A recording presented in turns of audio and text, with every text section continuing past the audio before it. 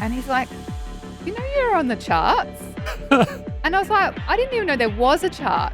I looked on this thing and it was like Gemini Downs, this song I'd written about this bloke who broke my heart from, when I was living in the Territory. And it was like number 16 on the chart. And then the next week it was number 1. And we were like, oh my goodness, I think maybe there's something to this, like what we're doing. This is Legends with Bevo. Thanks to Anytime Fitness Glenelg, Renelec Electrical Services, Tiger Tennis, and SMS Gas Installations. This episode of Legends with Bevo is proudly sponsored by Kookaburra Homes. Kookaburra Homes have been awarded South Australia's most professional home builder 2 years in a row. They're a true SA success story and are passionate about other South Australians sharing their success stories. But what a privilege it is today to be joined by the Channel 9 weather girl in Adelaide as well. And she's a singer and songwriter. And of course, with their baby Joan there, she's now a mother. Guest. Special guest, exactly. A mother of two little young ones. I don't know how you do it, Jess. And obviously your sleep must be pretty tough at the moment. You're smiling though, so yeah, if I don't make sense today, I think I've got a good excuse. This one sitting on my lap is it keeps me awake a little bit at the moment. How's it all going and how are you enjoying your time off from Channel 9? Yeah, it's really nice. I'm in that so this is Joan, she's 3 weeks old. So we're in that really brand new stage where you don't know whether it's day or night. And, you have those beautiful, moments when you're cuddling a newborn baby and it's just really nice. And then you have moments where you don't even know who you are anymore. So it's just that, it's like the baby vortex. You just kind of get sucked in and then you come out the other end in a few months' time.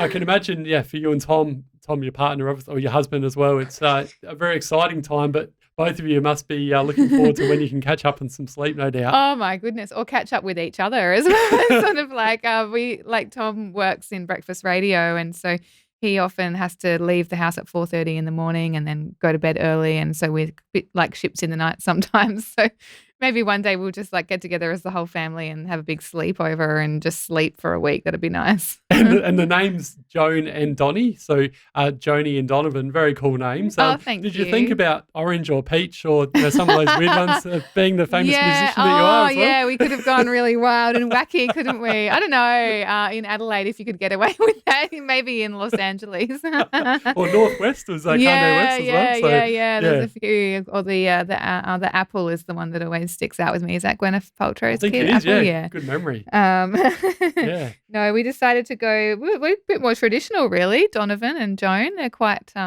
old school, really, I guess. It's funny you mentioned that. I think a lot of people are starting to go the same way. You're starting to see these like the Mavises and Jones and old school names coming out. Yeah. It's really cool. It's funny. I know the midwife when Joan was born said, "Oh my goodness, we haven't had a Joan here in 50 years or something." I think a lot of people, Joan tends to be more your 80-year-old women, but that's all right. We're bringing it back with this one.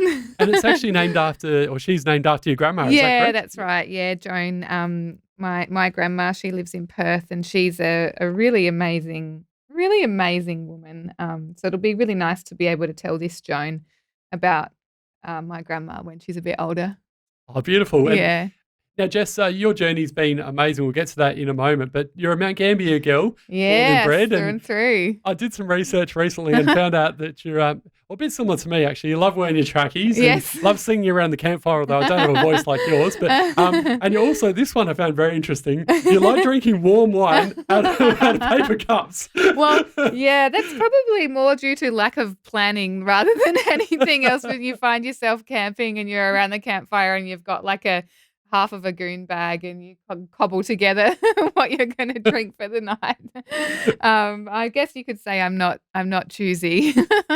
And life in Mount Gambier, what was it like growing up in Mount Gambier? Tell us more. It was awesome. Like I love what you get when you grow up in the country or in a small town, that sense of community and really feeling like, I don't know, you walk down the street and you know people and just spending time in nature, which is really great. And, there's something really special about growing up in the country. It's just I guess I can't compare it.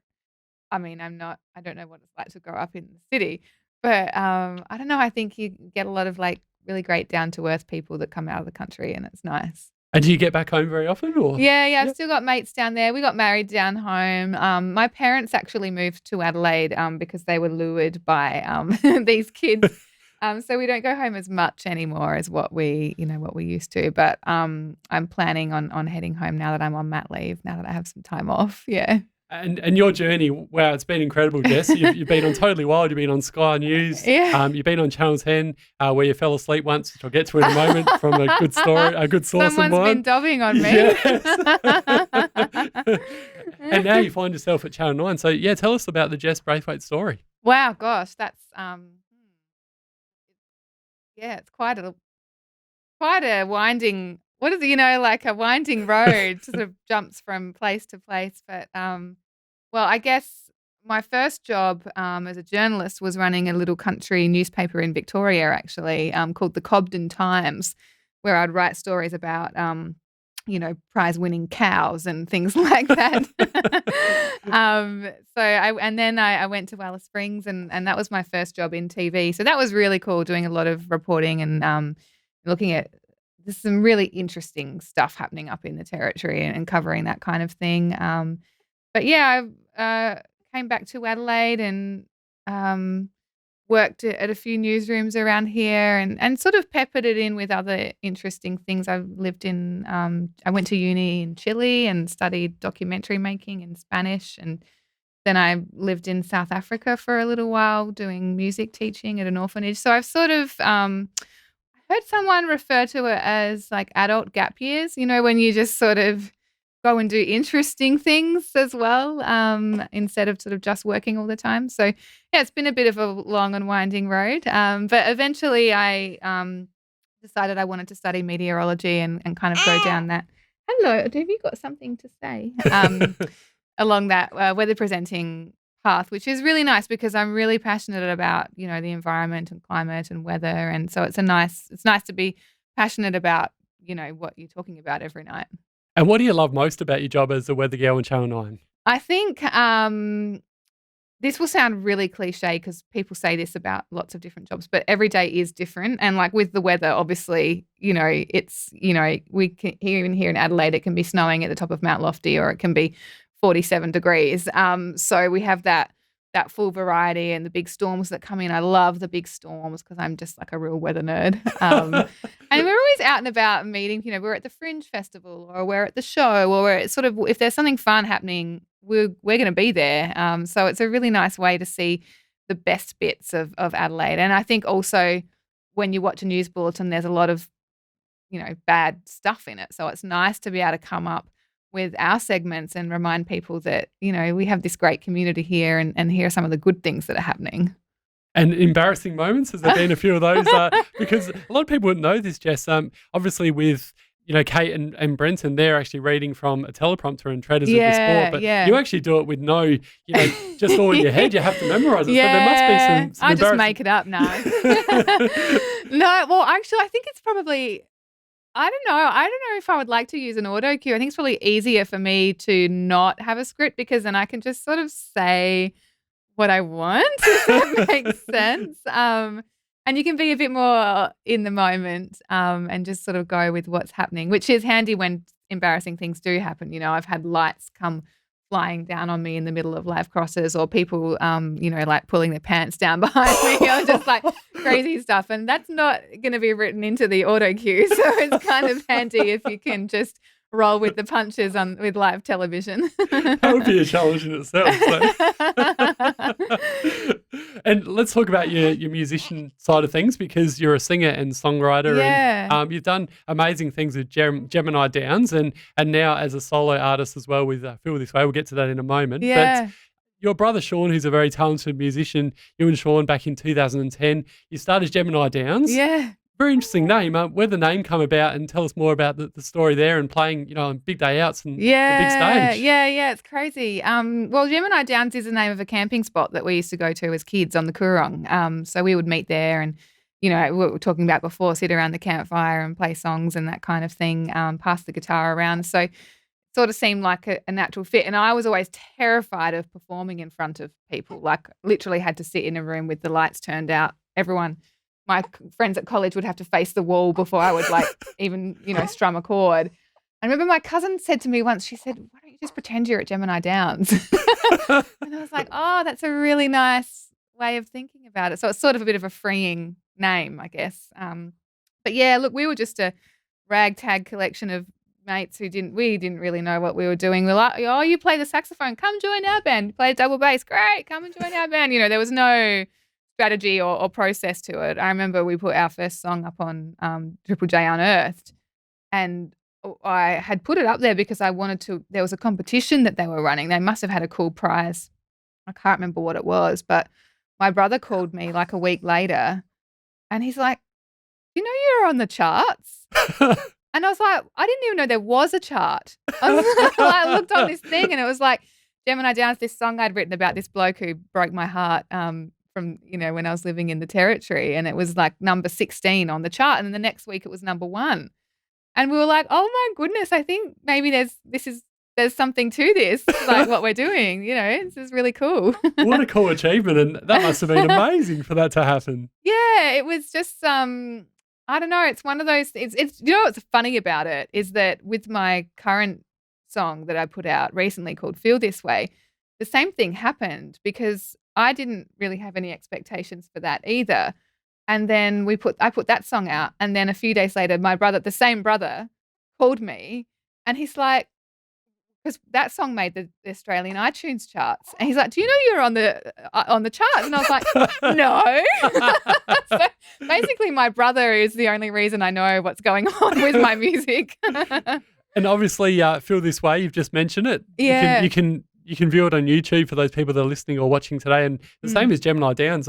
Your film clips are unbelievable for that. Like, I love the whole party scene and you guys just having the best time. It's just really good, Jess. So, oh, thank you. Yeah. It was a fun clip to make, actually. That was just me and my brother and a few mates on a Saturday afternoon. And I don't know, Rob Davies, if you guys know Rob, he's a Adelaide camo, and we just went out and did that. And, it's cool to just sort of be creative and have a bit of fun.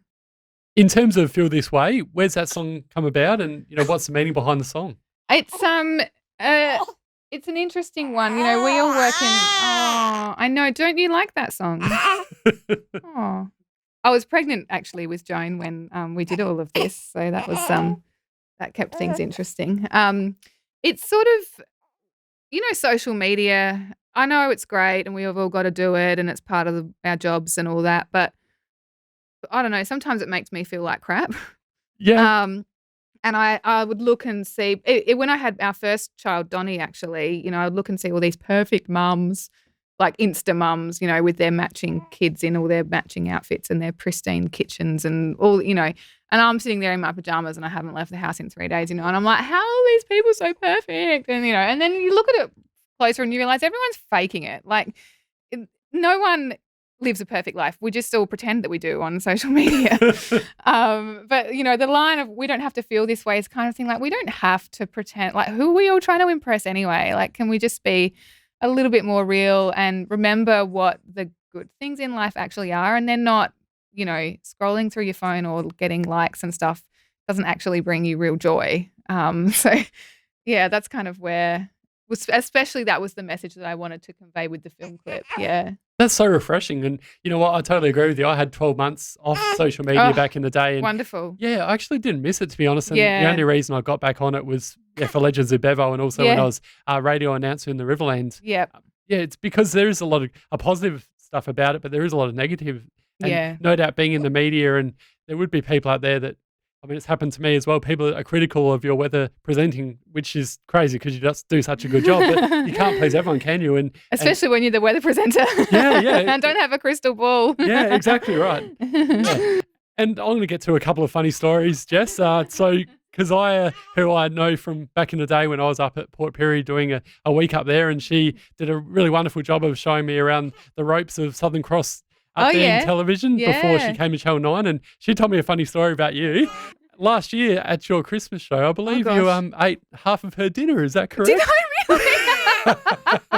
I don't remember that, but that's probably true because Keziah and I are the only two vegetarians at Channel 9. That's right. And they had all this meat, and then they brought out one plate of arancini balls or something, and all the vegetarians were like, Okay, so I guess we're all sharing this one plate of vegetarian food. And I've got another one as well from Rory, the man here at Pod Booth, of course, who does such a wonderful job of producing our videos and filming and everything else. You guys go a long way back. And we do. Back in the day, you were the chief of staff at Channel 10. And apparently one particular occasion, Jess, you were doing the chief of staff, and for those people that don't know, they sort of took it in turns with that particular role at Channel 10 on weekends. Yeah, that's right. And you'd had a big night the night before and actually fell asleep at the desk. Is this a true story? That sounds like something I would have done back in those days. I was a pretty wild cat. So no doubt you had a bit of warm wine the night before, yeah, perhaps? possibly. I think there were a few times where I may have come straight into work without even going to bed sometimes on some of those early starts. But I'm much more older and more responsible now. If my boss is watching, I'm much more responsible now. And Jess, you're doing really good things as the ambassador for Save the Children. What's all this about? Yeah, well, I think that started after I was in South Africa. I was working with the kids there, and when I came home, I thought, I want to be able to keep helping, but obviously I was in Adelaide then. I was like, I was looking for ways to be able to keep helping out where I could. And I heard about Save the Children, and one thing that I didn't realise is that they actually do a lot of work here in Adelaide, even in South Australia and overseas. So they're a really good group. I'm sorry, speaking of children, they can be unpredictable. Joan has something to say about this. I just sort of learnt about the work that they do, whether it be in Indigenous communities in South Australia or even here in Adelaide with the play groups that they run and the community outreach stuff and helping after bushfires. And a lot of it ties in with the weather. They're doing a lot of great stuff around climate activism. So they're just a great group, and they operate at all these different levels, from your own local community to overseas communities who are, in desperate need of help. So, yeah, they're fantastic. So if people want to get involved, they just jump on the Save the Children website and their Facebook page. And the other way you can also is to hit up the op shops. They've got some op shops around Adelaide that are, got some really great volunteers working there, and you can head along and find yourself a nifty new pair of sunnies or a nice hat or something. The money's going to a good cause. So feel this way. You can have a listen to that on YouTube and also Gemini Downs, as I mentioned, got some great film clips on there from back in the day. and also follow Jess Braithwaite as well on Instagram and all the other socials. And see her on Channel 9 as the famous weather girl when she gets back later on this year. Thank you so much.